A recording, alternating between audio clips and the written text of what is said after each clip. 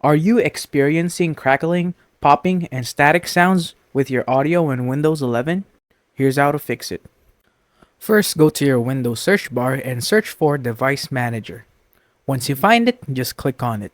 It should pull up this window right here where you need to find audio inputs and outputs. Click on it, and once it drops down, find your speaker. It's usually named Realtek Audio. Right click on it and click on Update Driver.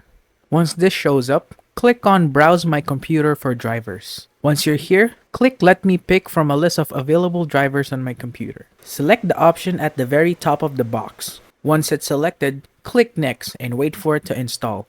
That should fix your problem.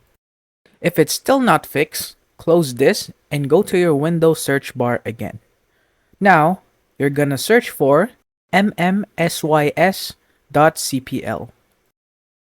Once you find it, just click on it, and now it should pull up this window right here. Now we need to look for the speaker that we are using. I'm still using Realtek, so I'm gonna select that and click on Properties. Once you're in the Property tab, click Advanced on the top, and there's a list of options right here. Go through each one of them and click Test to see if there's still cackling noise, and if you don't hear it, stay on that option, click Apply, and OK. Now if you go through all the options and it's still not working, there's still some noise in your speaker, maybe what's happening is there's not enough power that's going in your speaker. So now we're going to try to adjust the power setting. Now to do that, go to your Windows search bar again and search for Edit Power Plan.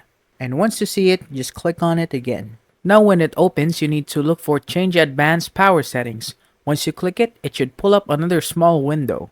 Look for Processor Power Management, click on it to drop it down, and click on Minimum Processor State. As we can see, the values at our 5%, you can just change the values to 100% so that it gives more power to your speakers. Let's change it to 100% here.